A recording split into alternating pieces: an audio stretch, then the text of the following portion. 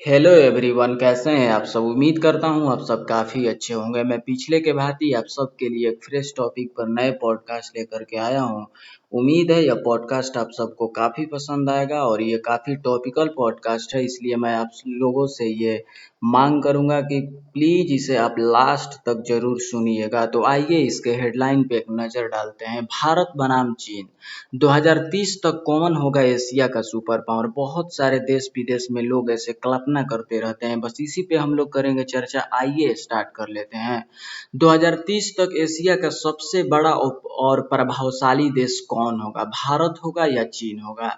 यह केवल दो देशों की तुलना नहीं बल्कि एशिया और विश्व की भविष्य की शक्ति संतुलन की कहानी है। आज चीन दुनिया की दूसरी सबसे बड़ी अर्थव्यवस्था है, जबकि भारत दुनिया का सबसे तेजी से बढ़ती बड़ी अर्थव्यवस्थाओं में से एक है। दोनों देशों के पास विशाल जनसंख्या, परमाणु शक्ति और मजबूत सैन्य क्षमता और वैश्विक महत्वाकांक्षाएं हैं। लेकिन सवाल यह है कि 2030 तक एशिया का असली आखिर सुपर पावर कौन होगा। सुपर पावर आखिर बनने का मतलब क्या है। सबसे पहले हम लोग कोई चीज का वजह जानते हैं।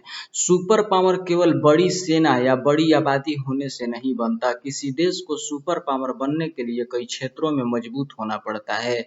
उसके लिए आपके पास मजबूत अर्थव्यवस्था, अत्याधुनिक तकनीक, सैन्य शक्ति, वैश्विक राजनीतिक प्रभाव और वैज्ञानिक अनुसंधान, शिक्षा, ऊर्जा सुरक्षा, मजबूत कूटनीति और सांस्कृतिक प्रभाव यानी कि सॉफ्ट पावर जिसको बोला जाता है, ये सब बहुत होना जरूरी है। अब इन सभी पहलुओं पर भारत और चीन की तुलना करेंगे।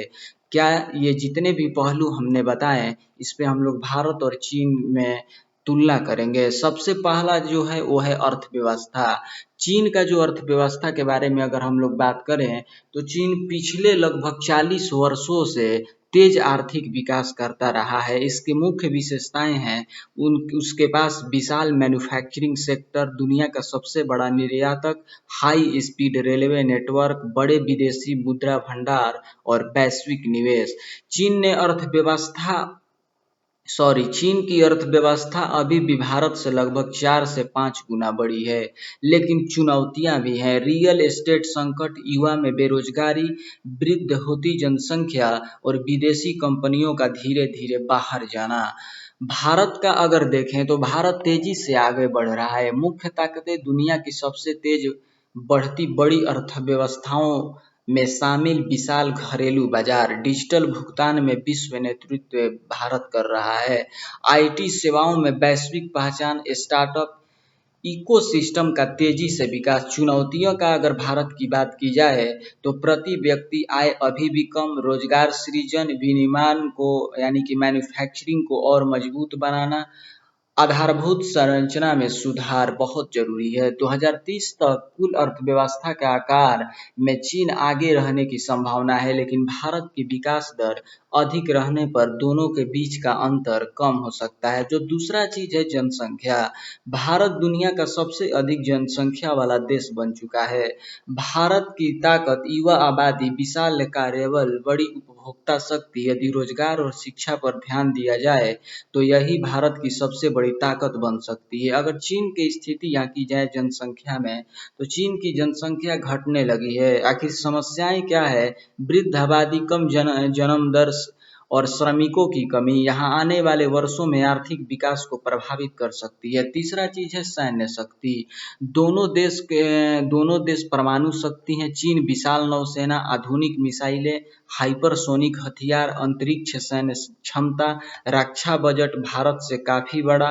अगर भारत को देखें तो दुनिया की सबसे बड़ी सेनाओं में से एक, आधुनिक मिसाइल कार्यक्रम, परमाणु त्रिकोण, स्वदेशी रक्षा उत्पादन में वृद्धि, हिंद महासागर में मजबूत रणनीतिक स्थिति। अगर तुलना की बात की जाए तो 2030 तक सैन्य बजट और संसाधनों के मामले में चीन आगे रहने की संभावना है, लेकिन भारत अपनी सामरिक स्थिति और आधुनिकीकरण के कारण क्षेत्रीय संतुलन बनाए रख सकता है। तकनीक की जहाँ तक अगर बात की जाए तो चीन आर्टिफिशियल इंटेलिजेंस, 5G, इलेक्ट्रिक वाहन, ड्रोन, रोबोटिक्स, सेमीकंडक्टर में आत्मनिर्भर बनने का प्रयास। भारत को अगर वहीं देखा जाए तो डिजिटल इंडिया, यूपीआई, आईटी सेवाएं, अंतरिक्ष कार्यक्रम, स्टार्टअप, एआई और डीप टेक में बढ़ता निवेश। भारत सॉफ्टवेयर में मजबूत है जबकि चीन हार्डवेयर और मैन्युफैक्चरिंग में अधिक मजबूत है। पांचवा चीज है अंतरिक्ष कार्यक्रम। अंतरिक्ष कार्यक्रम को अगर जहां तक चीन को देखा जाए तो अपना स्पेस स्टेशन है चीन के पास, चंद्र मिशन, मंगल मिशन, भारी निवेश है उसमें। भारत को अगर वहीं पे देखा जाए अंतरिक्ष कार्यक्रम में तो कम लागत वाले मिशन चंद्रयान, आदित्य L1, गगनयान कार्यक्रम। भारत कम लागत में बड़ी उपलब्धियां हासिल करने के लिए जाना जाता है। छठवां चीज है जो वैश्विक राजनीति। चीन को अगर देखा जाए तो अफ्रीका में निवेश, एशिया में प्रभाव, संयुक्त राष्ट्र में अस्थायी सदस्य। भारत को अगर देखा जाए तो लोकतांत्रिक छवि, कई प्रमुख देशों के साथ मजबूत संबंध भारत के सामने आते रहते हैं। इंडो पैसिफिक में बढ़ती भूमिका, वैश्विक दक्षिण यानी कि ग्लोबल साउथ की आवाज बनने का प्रयास। भारत की कूटनीतिक स्वीकार्यता लगातार बढ़ रही है। सातवां चीज है सॉफ्ट पावर। भारत की प्रमुख ताकतें हैं योग, आयुर्वेद और बॉलीवुड, भारतीय संस्कृति, भारतीय प्रवासी समुदाय, लोकतंत्र। चीन भी सांस्कृतिक प्रभाव बढ़ने की कोशिश करता है लेकिन इस क्षेत्र में भारत की छवि कई देशों में अधिक सकारात्मक मानी जाती है। शिक्षा और नवाचार को अगर आठवां चीज में देखा जाए तो चीन को अगर वहीं पे खड़ा किया जाए तो अनुसंधान में भारी निवेश, बड़ी संख्या में वैज्ञानिक, पेटेंट फाइलिंग में अग्रणी देशों में शामिल।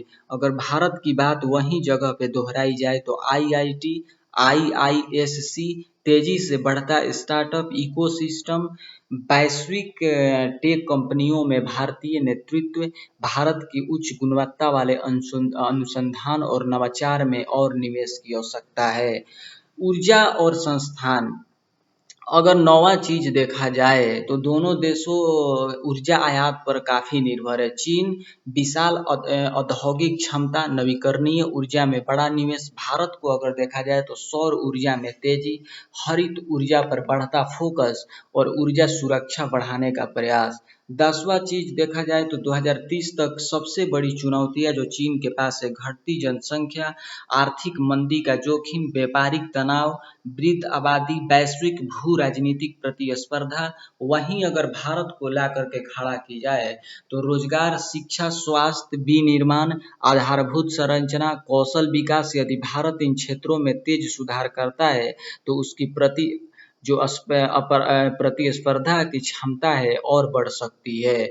2030 की संभावित तस्वीर, अर्थव्यवस्था को अगर देखा जाए तो कुल आकार चीन आगे रहने की संभावना, विकास दर भारत तेज रह सकता है।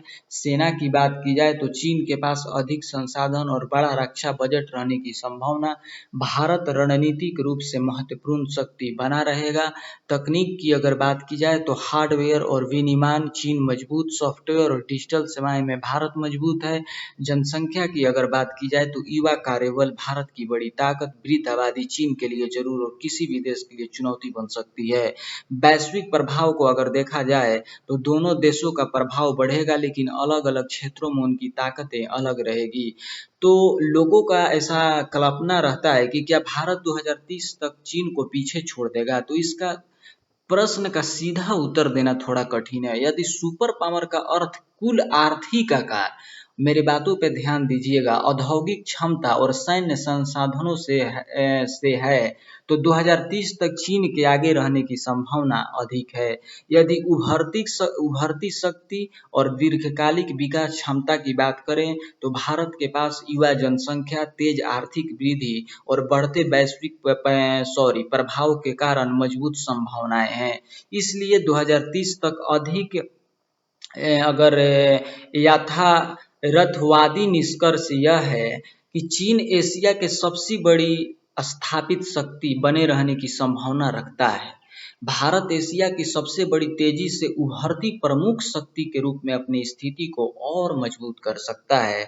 दोनों देशों का भविष्य इस बात पर निर्भर करेगा कि वे अपनी अपनी आर्थिक, सामाजिक और रणनीतिक चुनौतियों का समाधान कितनी प्रभावी ढंग से करते हैं। इसलिए 2030 तक एकमात्र सुपर पावर की बजाय एशिया में भारत और चीन दोनों का प्रभाव बहुत महत्वपूर्ण रखेगा। हालांकि अलग-अलग क्षेत्रों में उनकी ताकतें भिन्न होगी। तो उम्मीद है कि भारत और चीन 2030 तक कॉमन एशिया का सुपर पावर बना रहेगा। इस पॉडकास्ट के माध्यम से आप सबको बहुत कुछ क्लियर और स्पष्ट हुआ होगा। तो मुझे यानी कि संकित सिंह राजपूत को दीजिए इजाज़त। नमस्कार। आप अपना और अपने फैमिली का इस गर्मी के मौसम में ढेर सारा ख्याल रखिए।